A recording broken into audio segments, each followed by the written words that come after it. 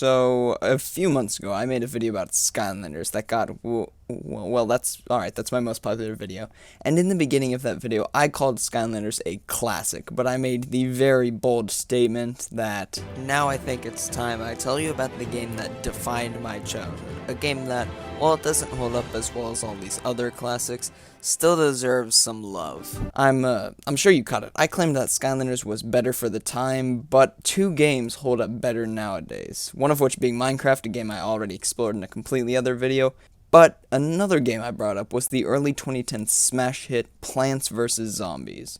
But I'll be honest, I kinda just said it because I needed a second game to compare Skylanders to, but since then I've been thinking, how well does Plants vs. Zombies hold up? Because, truth be told, the Skylanders series has been growing on me far more than I was expecting, while Plants vs. Zombies hasn't crossed my radar since Henry played it nearly 2 years ago.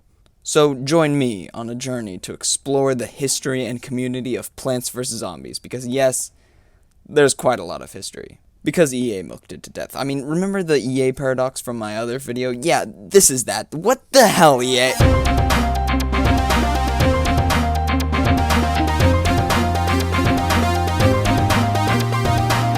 April Fool's Day of 2009, the company PopCap released a music video as a means of promotion for their new game they had been working on, Plants vs. Zombies. Weeks later, they released an official trailer, and on May 5th, 2009, the game was released. The concept is simple.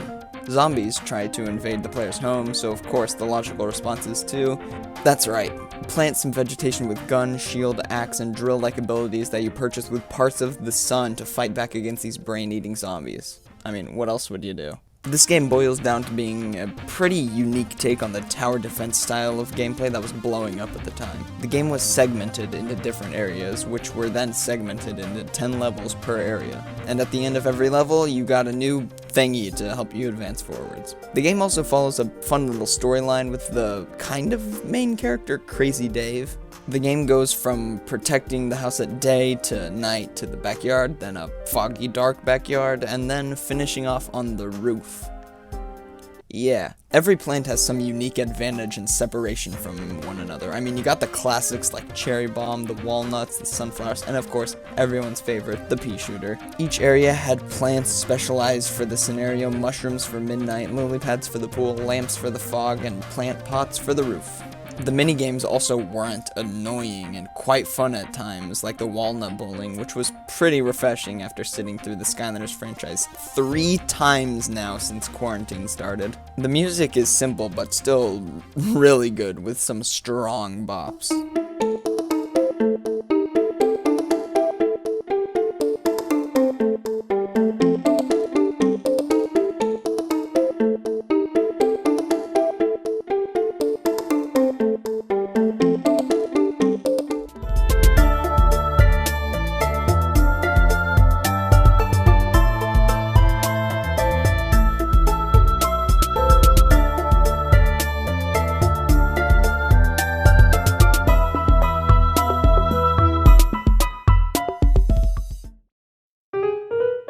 I mean, I still have that final boss's music stuck in my head, and I mean, speaking of which, the final boss, Dr. Zomboss, is a very fun combination of everything we learned along the way. Overall, the first was fun, simple, entertaining, it had an okay story, but this game didn't really need one, which makes it one of the few games I was happy to see very little story involved. This game became incredibly popular, and it was inevitable that PopCap would create a second, so let's see how it is.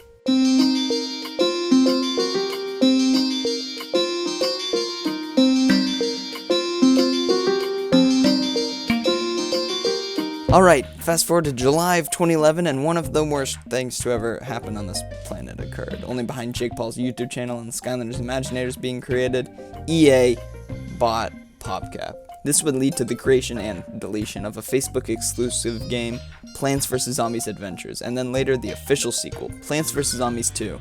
It's about time. This game had a story that actually serviced the gameplay and made for a lot of new fun mechanics, but it was a fairly dumb plot. Luckily, the game never tried to take it seriously, so it was pretty fun overall. Many of the mini-games were unfortunately scrapped in favor for new plants, power-ups, levels, and microtransactions. God damn it, EA! This game had a lot of really cool and fun themes, like ancient Egypt, the Dark Ages, a futuristic world, and the Jurassic era. Each one of these worlds ending in a boss fight against, yes, once again, Dr. Zomboss. Also, all of these new zombies had these really cool, interesting designs correlating with the world and time. And I mean, I enjoyed the original art style a bit more than this, but the animation was so much smoother here, but I will say there were far too many characters. I mean, do you even remember what this frog thing does? Or did you even use it, or whatever this thing is either? Out of all the new characters, I literally only used like the boomerang, bok choy, the dragon, and the lightning rod guy. I don't even remember their names. This game was just a lot. It was not quite as good as the first game in some areas, but nothing. That was really it. This game had far better graphics, animations, and some fun new additions, but it didn't do anything else that the last game didn't do better. You had to pay for far too many things. You were expected to beat bosses by level 8. There were way too many characters, many of which I never even used and forgot what they did. I found myself at times wishing I was playing the original. Look, I wanted to enjoy this game. And don't get me wrong, it wasn't horrible, not by a long shot. It still had the original charm, it still had a lot of fun stuff, but I just left this game feeling nothing. I used to love it. My sister used to love it, and my little brother currently really enjoys it. But I look back, and all I really see is a well-disguised, pretty fun cash grab. But at least I still have the memories of completing this thing like 10 times through in a year when I was like, hey, don't question me. Let's move on to the next game.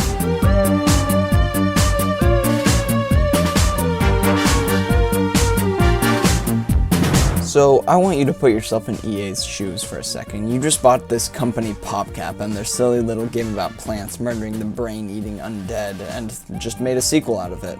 You look away for like 2 seconds and suddenly you realize that it's now one of the biggest game franchises in the world. So, what do? Is it A, make a trilogy, B, make it a movie, or C, remove those goddamn microtransactions? That's right. D, turn it into a multi-console third-person co-op shooter where the plants have arms, legs, means of communication, and don't need to be planted at all, while the zombies have jackhammers, machine guns, rocket launchers, flamethrowers, and rifles. Duh. Honestly, as crazy of an idea this game was, it was just so much fun. The characters were incredibly well thought out with a few exceptions. They could have been a bit more creative with the sunflower character, or maybe outright replaced them with something like the ice pea shooter, or a much better choice, one of the mushrooms. But they did go all out with the zombies, which was pretty fun. There were a lot of collectibles and hats and stuff, but you needed coins to get there. Oh, I see where this is going. Overall, this game provided a fun multiplayer experience with the plants we were growing up with. They kept the charm of the original game, had a fun story, and the wackiness, and goddamn amazing soundtrack. Like I said, the original games was really good. It was nice and simple 8-bit stuff, but nah. This is the peak of PvZ music. Just listen to it.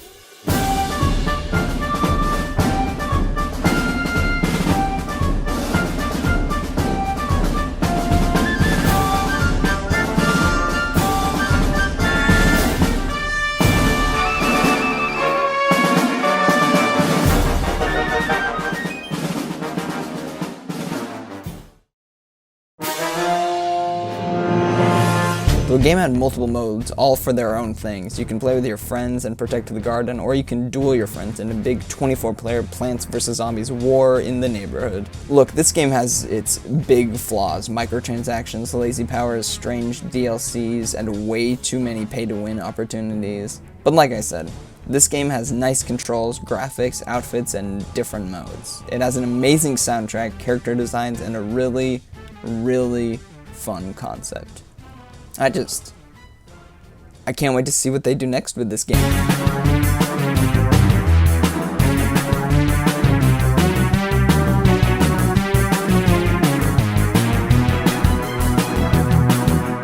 So yes, Garden Warfare was a smash hit. So like literally every other company, especially EA, they made a sequel. Yes, I'm going to ignore the arcade games. Garden Warfare 2 was released on the 25th of February 2016. This game had to hold up a legacy like no other. The original 2 Plants vs. Zombies game had been a smash hit worldwide, and Garden Warfare had garnered a very surprisingly great reaction from the public. So could Garden Warfare 2 hold up this legacy? Yes. This game added new plants like Citron, Rose, and the Colonel Corn. New zombies like Imp, Captain Deadbeard, and Super Brains. These all came with new abilities, and totally none of them were overpowered. And this game saw improvements to a lot of their classes like Sniper, Melee, and the Support class, to name a few. This game also saw the inclusion of the Legendary variants, along with new rewards, upgrades, and a fixed leveling system, thank God. This game actually has a single-player mode, allowing for practice without getting torn to shreds by some sweat, or as Nathan would say, get shredded, nerd! This game offered more sticker packs, more levels, collectibles, game modes, and Let's just check this game's music. No, it can't be. This game has a few new pieces of music, but mostly recycles the last game's entire soundtrack. EA, what the hell? These games have some of the best pieces of music in video game history, and this is how you... If anything, this game was just bigger than any of its predecessors. It didn't really matter if there were a few bad things here and there, because there were quite a few, but even if you ran into bad glitches, upgrades, collectibles, and microtransactions, you could just move on to any of the other amazing things. Some people call this game a masterpiece, and some call it a glitchy mess. Personally, I think it's on the verge of greatness. We were this close! It has more to offer, but I still kinda like the original more. Sure, some of that's nostalgia, but it's mainly because Garden Warfare 2 has more to offer. It's bound to have some not great things with all those offerings. And by that I mean, yeah, you know where this is going. Expanding the universe. I literally just talked about all the crap this game adds. Garden Warfare 2, you get an A for this one. Continuing the story in new, compelling ways. This game does continue what the first game had in a bunch of fun ways, but the first game didn't have a story, or at least not a very upfront one, so randomly trying to smush in a narrative about the long war that the zombies won, kinda strange, and they never even do much with it, leaving an impact on the series. Honestly, despite being really good, when was the last time you heard about this game? The following games have nothing to do with it, and it doesn't really connect with the previous ones at all, so... Overall, I like this game. Most people did, but there's just nothing to write home about. I can honestly only hope I'm wrong. This game deserves way more recognition than I was able to find. I mean, this is a great game, but not the best sequel, if you know what I mean. But, I mean, that's fine. Let's just hope EA doesn't follow it up with, oh, I don't know, a dumb filler mobile card game and then a sequel to Garden Warfare 2 that doesn't improve on a single game this game built. Battle for...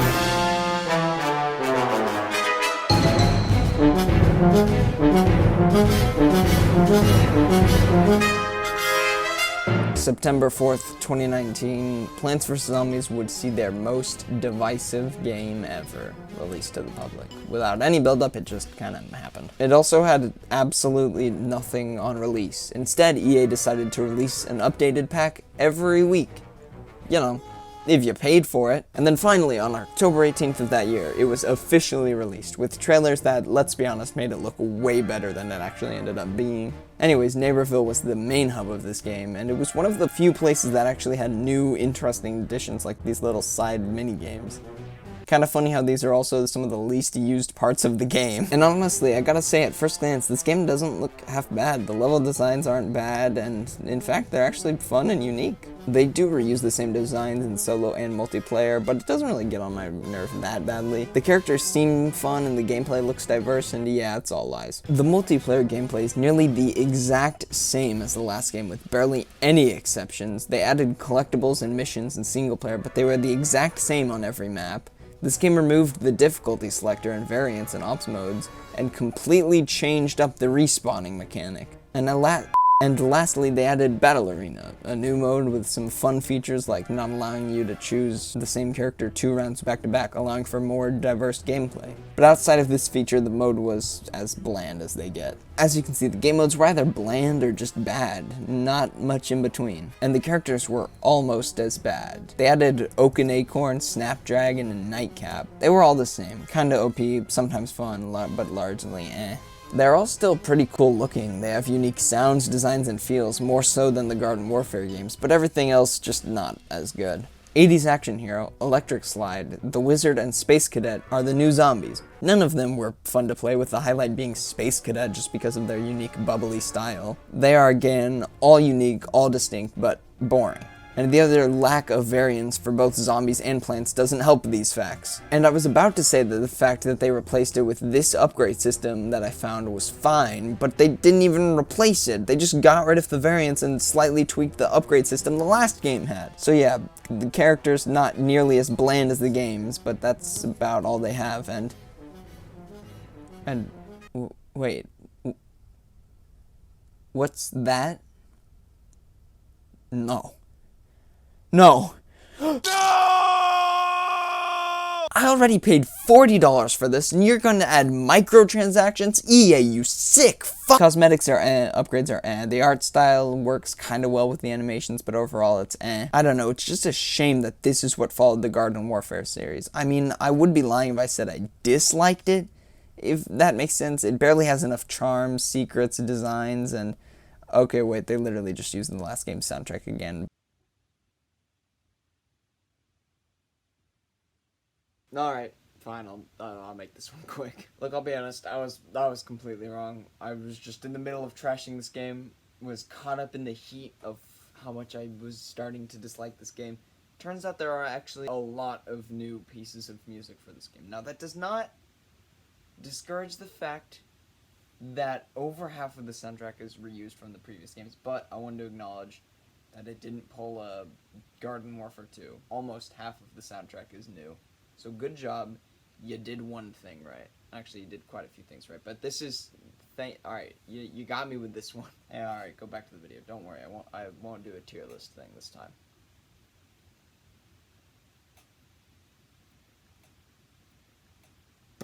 The game took the brilliant, simple, fun, energetic, creative, artistic, timeless, unique game that we will remember for years as one of the best mobile games in history, and took away literally everything I just said. My brain is fried. Let's just move on to the next game, and there is no next game. Wait! Technically there is one more title to be spoken of.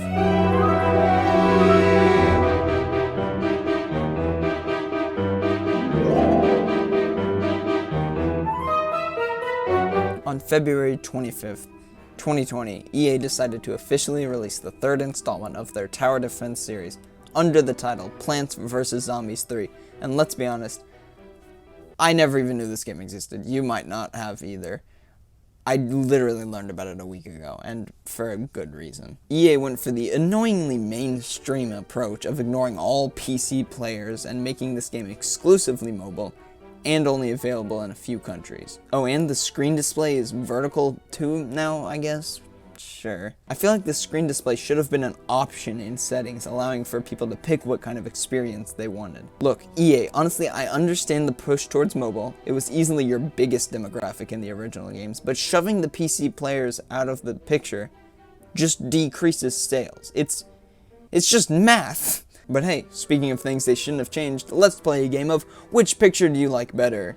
On the left, you have the original art of the Plants vs. Zombies game, and on your right, you have this bull piece of I'll actually be real and say this art is actually pretty good. The 3D is nice and the designs are fine. The problem lies with what the art is attached to. The fact that they replaced both of the other game's styles in favor of this, yeah, no. This is more flexible and artistic. Cut the bull, EA. You just want to appear more advanced for no other reason than to appear advanced. It's so innovative, wow, but for what? This isn't original or unique, it's just 3D. Hey, remember sunflowers? Yeah, well, neither does EA because boom, auto sun system. What the actual frick? Remember the broken leveling system and experience rewards in some of the shooter games that everyone hated? Yeah, EA does too. But they kind of forgot about the part where everyone hated it, so boom, Tower of Hell right here. You need to play these levels to level up. I'm sure no one hated it this time. Good thinking, EA. Hey, remember good games? Well, EA does too. But they remember microtransactions better. Hey, remember ads? You know, the ones where you watch and get extra stuff for it? Yeah, so does EA.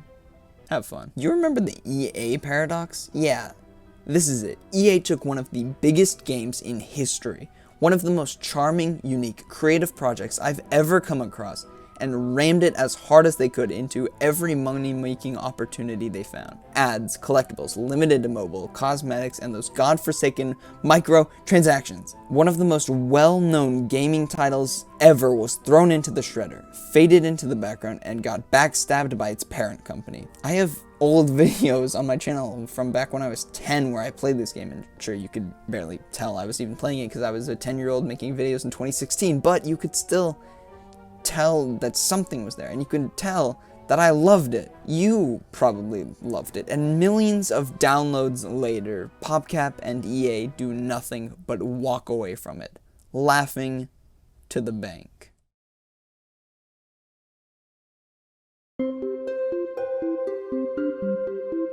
What is there left to be said that hasn't already been said? Plants vs. Zombies is supposed to be timeless, a game that anyone can play anywhere, anytime. But its massive international success was followed with the same fate many classics find themselves in. Strangled to prioritize money over everything. Quality, originality, playability, none of it matters once EA gets a hold of you. Garden Warfare and the original PvZ hold up amazingly as timeless classics that are both charming, simple, unique, and filled to the brim with things to do. And the moral of the story, this decade-long adventure of ups and very far downs, never let EA touch another game, please. Activision may have made Imagineers, but I would trust them 5 times before I trust EA. How did you guys screw it up so bad?